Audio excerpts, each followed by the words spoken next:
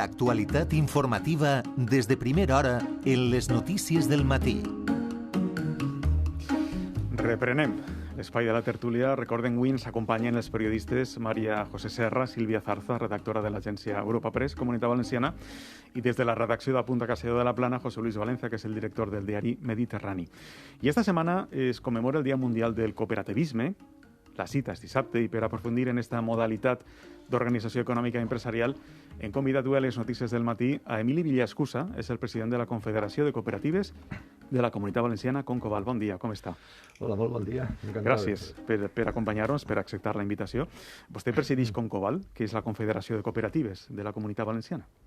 Així és. Què és Concoval? Bueno, pues és, com bé diu el nom, una confederació de cooperatives que agrupa a totes les federacions sectorials que agrupen a la vegada a totes les cooperatives de la Comunitat Valenciana en una característica de pluralitat absoluta, no? Diguem-ne, pot ser que la Comunitat Valenciana siga diguem-ne, el territori on el món cooperatiu és més plural, no? Perquè tenim des de cooperatives pues de treball associat, cooperatives agroalimentàries, cooperatives de consum, cooperatives elèctriques, de transport, cooperatives d'ensenyament, no? Cooperatives de vivendes, de tot tipus. És el més plural, però són més cooperatives ja de tot Espanya, no sé, per exemple? Bueno, això dels rànquings sempre és complicat, perquè al final depèn de com medisses, no? Pots medir per número de cooperatives, per número de facturació, per socis.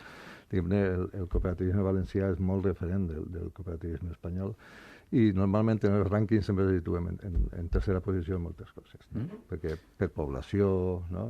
Andalusia té molt de pes, però també el cooperativisme industrial del nord també, no? Bueno, per ahí ens situem, no? Sí que som referents en allò de la pluralitat i en tindre, diguem-ne, de totes les activitats econòmiques incorporades també en una organització com és la pròpia Confederació. Bueno, en el web de Concoval expliquen els principis que els diferencien d'altres organitzacions empresarials. Una d'elles és la gestió democràtica i també la participació econòmica de les persones associades. Estos són els principis essencials que ha de seguir una empresa que vulgui dir-se cooperativa? Sí, estem convençuts. Sobretot, bueno, sabeu que els principis cooperatius venen de fa més de pràcticament 170 anys, quan varen néixer la primera experiència en Rochdale, en Inglaterra, i pràcticament allà es definiren els principis que al llarg del temps han anat continuant en el tema, no? Però el fonamental és allò de situar a la persona en el centre de l'activitat, i per tant, per això se diu moltes vegades que som empreses de persones, i en diferència del que són les empreses de capital, no? Per a nosaltres el capital és instrumental i tot, diguem-ne, tot el que és la pròpia governança de l'empresa cooperativa té que veure en aquest concepte, no? Participació democràtica, efectivament, presa de decisió col·lectiva, a partir d'ahí també generació de riquesa i redistribució de la riquesa. I què garanteixen aquests principis dels quals hem parlat, que no tenen les empreses que no són cooperatives, les empreses de capital, com vostè les menciona? Doncs el que garanteixen, efectivament, és una bona participació, garanteixen una cooperació determinada i garanteixen treballar per allò que es diu l'interès general, no?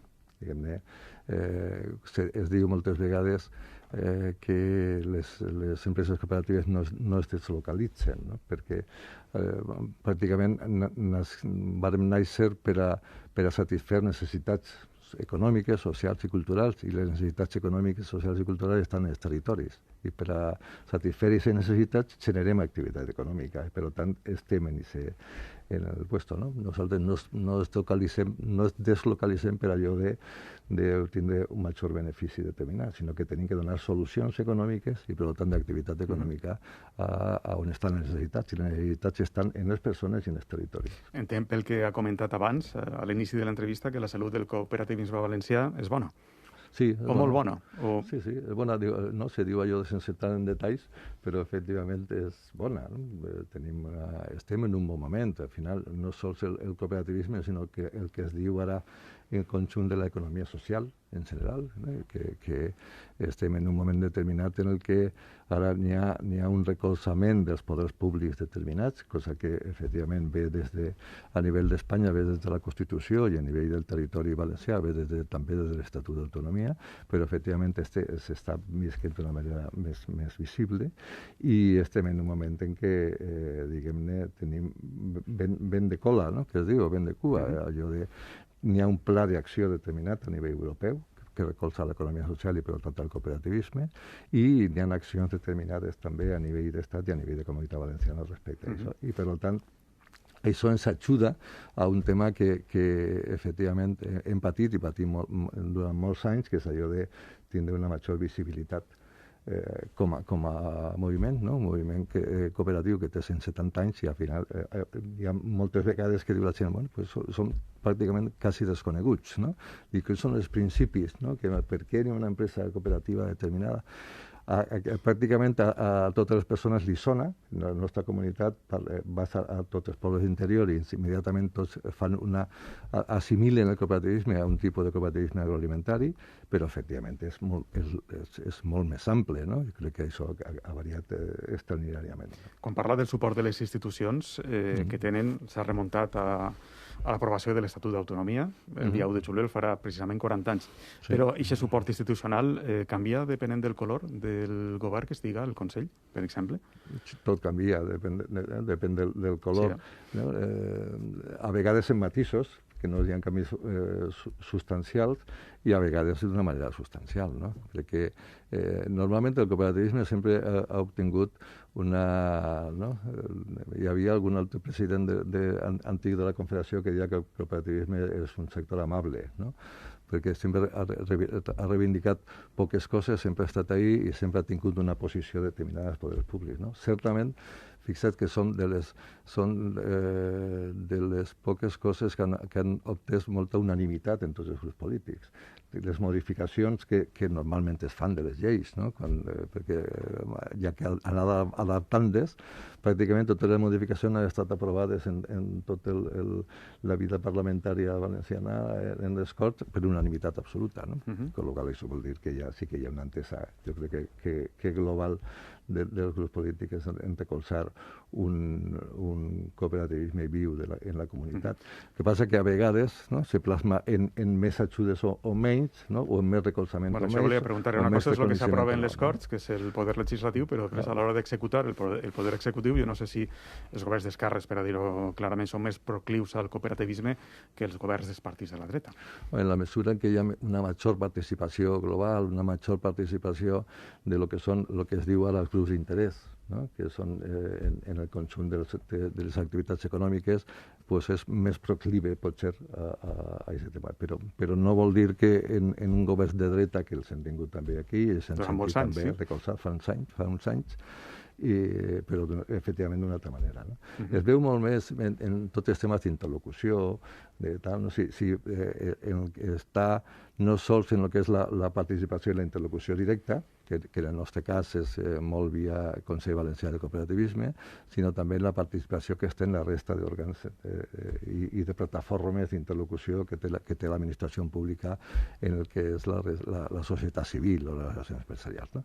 Salvant tot el tema del diàleg social, que com sabeu aquí el diàleg social aquí i en el conjunt d'Espanya pues és una cosa més restringida a lo que és una organització empresarial i dues organitzacions sindicals. Les majoritàries, habitualment. Les majoritàries, habitualment, que sempre diu que tenen la màxima representativitat de tot.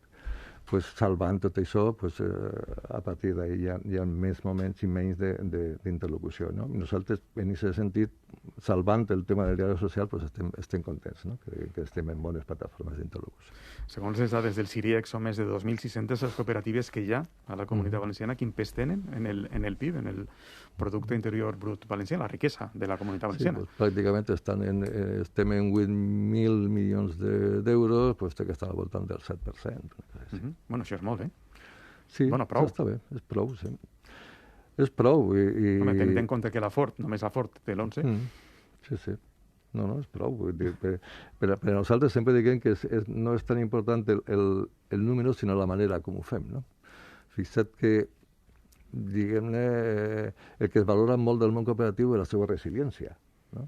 Perquè diu, estem en un món on el capital, en el món econòmic i en el món polític, on el capital mana sobre tal. Les decisions se prenen en base a qui té més capital i que, no? Ara està tot el tema dels fons d'inversió, que ningú sap qui està darrere, però són fondos, doncs parlen dels fondos en una normalitat absoluta, però no saben qui són, no? Però el que es maneja és el capital. I el món cooperatiu és un tema que el capital és instrumental, que ne tenim de poc, i que hem fet exercicis de supervivència en un món que, diguem-ne, econòmic que no té els valors que té el món cooperatiu, perquè les seues, diguem-ne, maneres de fer són distintes, no? I entonces en ese món pues, hem sobreviscut. En ese món tenim 2 empreses valencianes en el top, no? El top 5 de les empreses d'aquí, no? Que són Consum i Anecop, no? En aquesta manera de fer economia basada en les persones tenim empreses en el sector financers que són pràcticament les úniques de capital i base valenciana, que són totes les cooperatives rurals, no? Caixa Popular i Oriola, que són les més grans, però després n'hi ha al voltant de 30 cooperatives de crèdit, no? que estan treballant i donen un bon servei. No? En aquesta manera de fer les coses, el cooperativisme d'ensenyament té un paper, jo crec que molt fonamental en la nostra comunitat. No? Té-ho a estudis universitaris, no? Que és sols Euskadi i el País Basc i la Comunitat Valenciana tenen estudis universitaris del món cooperatiu, no? El qual ja te dona un poc la impressió de, no? La sensació del que fem. No? Entenc, anava a dir-li que competir contra el capital, diguem-ne, finalista i no instrumental, això deu ser molt complicat. Sí, per això hem tingut allò de la supervivència que es diu, no? Es diu molt que el món cooperatiu viu millor i reviscola en moments de crisi, perquè no estem en sectors especulatius, no utilitzem el capital d'una manera determinada, tenim molta més flexibilitat a l'hora de prendre mesures. Això que te dona la participació de tots els grups d'interès, incloent els treballadors i treballadores en la gestió de l'empresa, permet una flexibilitat en moments difícils que les empreses mercantils, no, de capital no en tenen. No? Bueno, però és una de les avantatges, no? Però també això s'aconsegueix quan, efectivament, quan hi ha venen mal donades s'aguanta, però quan venen molt donades es reparteix, no? I entonces això és una manera distinta efectivament de fer l'activitat econòmica, no? Que és integrant a totes les parts implicades en la pròpia activitat. Allò que nosaltres sempre diguem que som empresaris col·lectius, però l'empresa no és sols l'empresari, l'empresa és tot un conjunt, és un ecosistema de conjunt de grups d'interès que participen en ella i que efectivament si tots treballem en la mateixa visió i en els objectius comuns, les activitats econòmiques van marxant. Perquè volem formar part de les solucions. El que passa, ja s'ha demostrat que en època de crisi aguantem millor i tenim que demostrar que en èpoques de bonances som els que estirem millor en una direcció determinada. Perquè això és el que volem demostrar. Senyor Villaescusa, ara estem en un moment de crisi.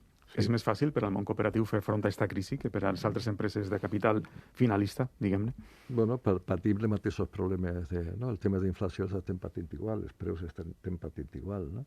En el tema fiscal, que és el conseller, no, d'Economia, que tenen totes les dades, per exemple, de tot el que va passar en la pandèmia i el número d'ERTOs que varen estar, i bueno, hi havia una diferència extraordinària entre el que eren ERTOs en les empreses de capital i el que era un ERTO en el món cooperatiu. En el món cooperatiu hi havia pocs? Molt poquets, absolutament. Comparat amb les empreses... Absolutament conjuntural, sí, perquè molt poquet.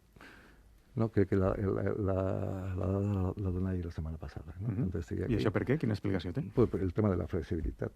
No? Que jo diria preferim treballar tots més, apretar-nos tots el cinturó a que algú canvi de situació, no? Que és el que mateix que ens fa suportar millor, no? Aquest tipus de crisis. I, efectivament, això forma part de tot el sistema de com funciona el món cooperatiu, no? Respecte a les empreses de capital. Hi ha algun sector que no siga dels tradicionals que estigui incorporant-se ara al cooperativisme? Bueno, tenim tot el tema de les plataformes cooperatives, un sector absolutament novedós i en el que, fins i tot hem començat a generar ja alguna cooperativa que actua sobretot en el tema de blockchain. Estem treballant també, ara pràcticament tot el tema de comunitats energètiques, que són comunitats energètiques locals, la búsqueda permanent d'altres fonts d'energia i dins de tot el procés de descarbonització és fonamental. Ara, la crisi energètica que estem visquent està cridant molt a l'autoconsum i a l'autoconsum individual, però nosaltres plantegem l'autoconsum col·lectiu.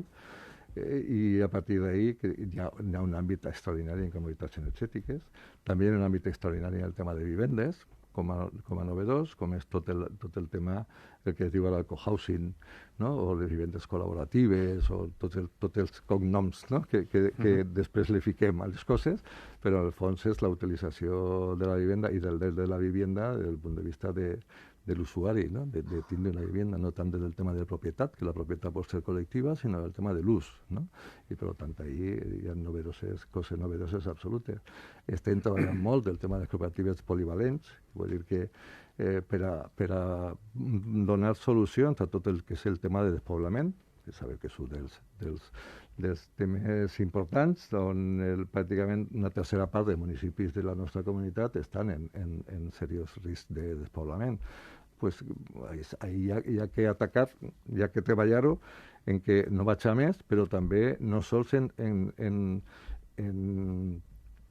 intentar que els serveis no se'n vagin, no? De les poblacions, sinó intentar portar a les poblacions l'activitat econòmica necessària per a fixar la població, que la població no se'n vagi, però tant que puga ser receptora de servei, no? No és sols allò de fixar, ara l'última política és allò de posar tots els caixers, no? Caixers en els pobles, posarem caixers, però si la gent continua anant-se'n, els caixers no és...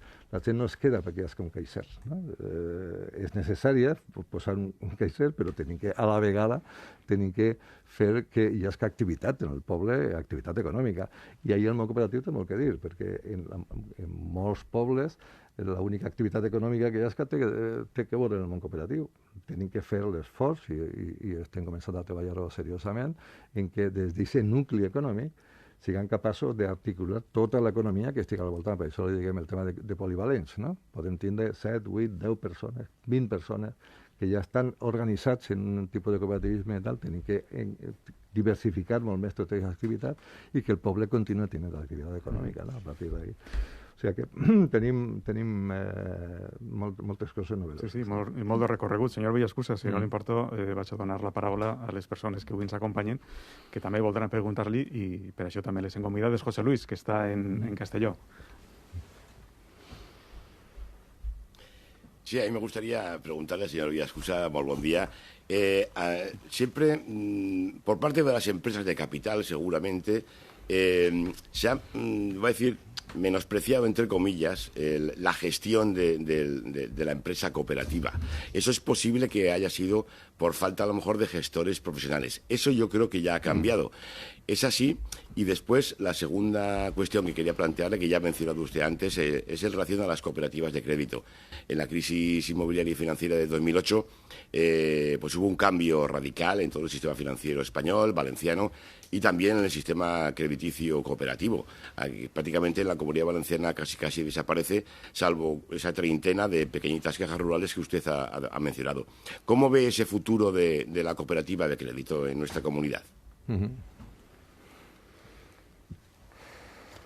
Muy bien, José Luis, encantado de tenerte ahí, que hace tiempo que no nos veíamos.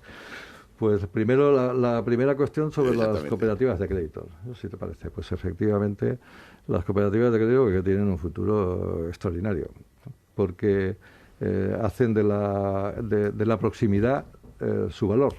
Y creo que nos hace falta mucha proximidad para volver a hablar y a comentar los temas financieros, ¿no? Cada vez se están digamos, que alejando más los centros de decisión financiera de los propios usuarios, del propio territorio, y ahí tenemos una oportunidad determinada muy importante, ¿no?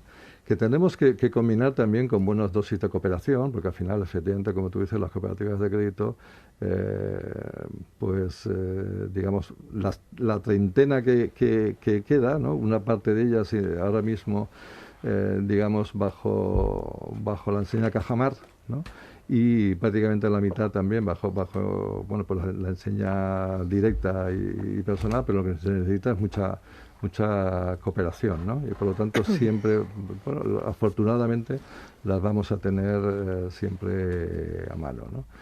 Y después, respecto a la primera pregunta, si no recuerdo mal, ¿no? Si me la recuerdas... Sí, Pose, si la recordará, pero si no has posado los auriculares, no las escuché. Sí, los auriculares. Dime. Sí, era el tema de que siempre se había acusado a la empresa cooperativa a lo mejor de falta de profesionalidad en los equipos gestores. Sí, ya y eso creo que ya ha cambiado, me imagino yo. Sobre todo la crítica venía de la empresa de capital, por supuesto. Claro, esto efectivamente ha cambiado. Fíjate que una de las cosas que primero que se hizo, y esto estamos hablando de los años 70, del siglo pasado, era prácticamente aquello de profesionalizar la gestión, ¿no? Porque claro, el mundo cooperativo al final sale y nace de juntarnos los que tenemos capacidades y competencias o necesidades iguales, ¿no? O parecidas, y entonces nos juntamos y organizamos, ¿no? Organizamos una cooperativa, y a partir de ahí, no sé, mi experiencia inicial fue en el cooperativismo de enseñanza en Florida, y aquello, bueno, pues la mayoría éramos profesores, ¿no? Pero claro, profesores que nos juntamos y hacemos un proyecto pedagógico en principio, que poco a poco tiene que convertirse en un proyecto empresarial, porque estamos hablando de una empresa, y por lo tanto una cosa es que el capital sea instrumental y otra cosa es que la organización y la actividad tiene que ser rentable, porque lo que queremos no es solo redistribuir la riqueza, queremos generarla, ¿no? Con lo cual, una de las primeras cosas que se pone encima de la mesa es profesionalizar la gestión. Y esto se hace de dos maneras. O los que están en el mundo cooperativo y los que ya forman parte de él, pues se forman y entran en el tema de gestión determinado, o se busca afuera. Pero yo creo que ese debate ya, a partir de los 70-80, afortunadamente, en su gran mayoría está efectivamente cambiado. Y después hay otro tema que siempre se aborda, que es aquello de que, claro, que somos, digamos, que somos ineficientes en la toma de decisiones, porque también esto es uno de los temas que es un poco un mantra, ¿no? Al final, bueno, nosotros podemos tardar más en la toma de decisiones, en el proceso inicial, pero somos mucho más rápidos en la ejecución, ¿no? Recuerdo que aquí en todos los temas económicos habían ahí teorías X y Z, ¿no? Sobre la toma de decisión, si es cómo se toma, ¿no? Qué nivel de participación, y después el nivel de ejecución, ¿no?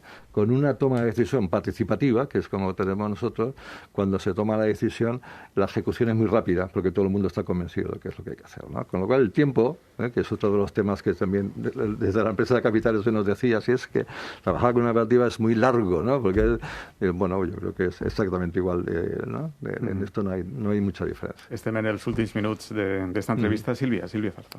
Sí, senyor Villaescusa, dos qüestions. Una primera que he encaixat al vol. Ha comentat vostè que no se sabia molt bé qui està darrere dels fons europeus. No sé si és una crítica de fons d'inversió. Dels fons d'inversió, o és una inquietud, se detecta alguna inquietud sobre esa distribució. Claro, no, és una crítica i una inquietud, ambes coses, no? Perquè, diguem-ne, ara mateixa, però es passa en moltes... Ara es parla molt del lliure mercat, no? El mercat no és lliure, tots ho sabem que el mercat no és lliure, però se parla del lliure mercat. Ara, pues, abans el mercat era allò de l'oferta i la demanda, ara molt bé no se sap molt bé què és, perquè hi ha factors externs, bàsicament de grans capitals, que actuen sobre un o l'altre, però i actuen, a més, en molt poca transparència, perquè ningú sap molt bé per on paren, i a més en un poder extraordinari que és molt més enllà que qualsevol, fins i tot dels estats, no? Al final no se sap molt bé, diu, si el poder econòmic està per damunt del poder polític o del poder civil de la pròpia societat, i per tant estem muntant una societat en base a pues, el que decidís uns grups inversors que no sabem qui són i a quin. L'únic que sabem és que responen a que el que volen és afegir valor als accionistes i, per tant, als inversors. La resta de societat i la resta del món no existeix. I això és molt preocupant, perquè estem portant, diguem-ne, el que és la societat a un tema d'impossible govern, no? Perquè no se sap qui està darrere.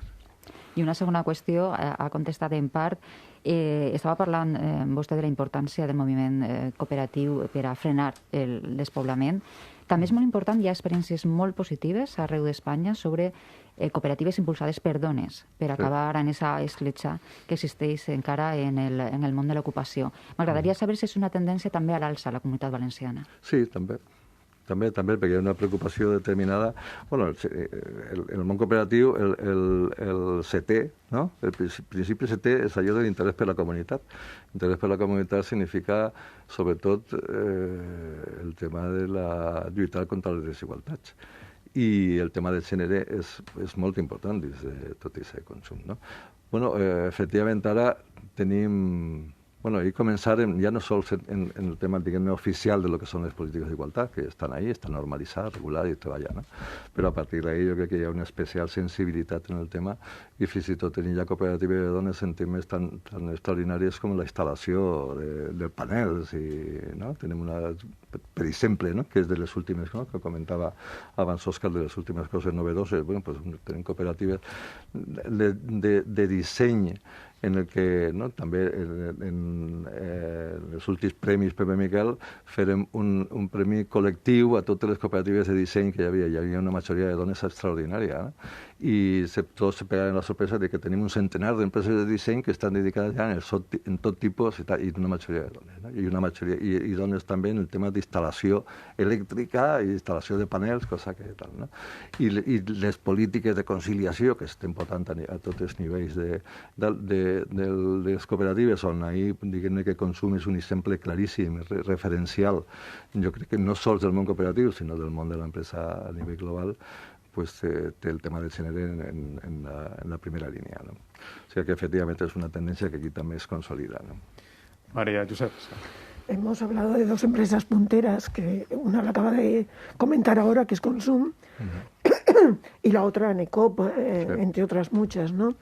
Sí. Ha hecho un relato usted maravilloso, lógicamente para eso ha venido del cooperativismo y además aquí tiene muy buena representación, efectivamente, pero yo querría, de cara a los espectadores y al público que no somos cooperativistas, que vamos a comprar a Consumo, a Necop, ¿de qué maneras se beneficia el cliente de todas estas empresas? Sí, bueno... ¿Cómo repercute? Claro, bueno, la repercusión está que a nivel de Consum es muy directa, ¿no? Porque prácticamente Consum el que fa el sistema cooperatiu és generar riquesa i repartir-la, distribuir-la d'una manera determinada, no? En el cas de Consum és una cooperativa que es diu mixta o polivalent perquè està composada per les persones consumidores y las personas treballadoras. Entonces, prácticamente la asamblea como órgano de decisión es paritària, és una assemblea de delegats, 50-50, i el Consell Rector també. I ahir n'hi ha, a nivell de treballadors, diguem-ne, el retorn que es diu cooperatiu va més enllà del salari, perquè també hi ha un retorn de beneficis, però a nivell de socis consumidors, que Consum ja està per a 3,5 milions, el que n'hi ha és un retorn sobre la compra que es fa, que és el retorn sobre el xec, no? A partir de la targeta, que és la que identifica com a soci, tens un retorn sobre la compra, no? Que fas, i és un retorn immediat. a més, a la COP. Més enllà de personalitzar relacions determinades al respecte. No? I els socis tenen una capacitat de decisió, per exemple, en consum extraordinària, no? Perquè ja vos dic, el 50%, el president de consum sempre és un soci consumidor, i el 50%, per tant, el 50% de l'òrgan rector, que és el Consell Rector, són representants i delegats dels consumidors, per tant, hi ha una participació política determinada més enllà del retorn. No? I després el tema d'ANECOP és un tema absolutament de com portar ANECOP és una cooperativa de segon grau que el que fa és comercialitzar, no? Tot el que fa, per tant, mantindre allò d'intentar treballar algo molt complicat, que és allò d'obtindre la renta determinada del que és el sector primari, no? dels agricultors, cosa que a vegades campanyes es aconsegueix o no, i a vegades no, però té que veure molt en el tema de la concentració un poc dels productes i de buscar en un producte de volumen i per tant buscant preus i buscant mercats nous. No? Es va crear per a cercar mercats nous i, efectivament, el que està fent, pràcticament l'ECOP treballa mercat nacional, però sobretot el treball d'exportació internacional. No? Senyor Villaescusa, Emili Villaescusa, que és el president de la Confederació de Cooperatives Valencianes, jo li agraïs molt sincerament que hagi acceptat la invitació de les notícies del matí per a vindre a parlar-nos de cooperativisme i també d'economia social en temps en què l'economia és tan poc social. Moltes gràcies, molt amable. Molt bé, ha sigut un autèntic plaer. Que vagi tot molt bé. Moltes gràcies. Bueno, són les 9:37, fem una breu pausa i continuem en les notícies del matí.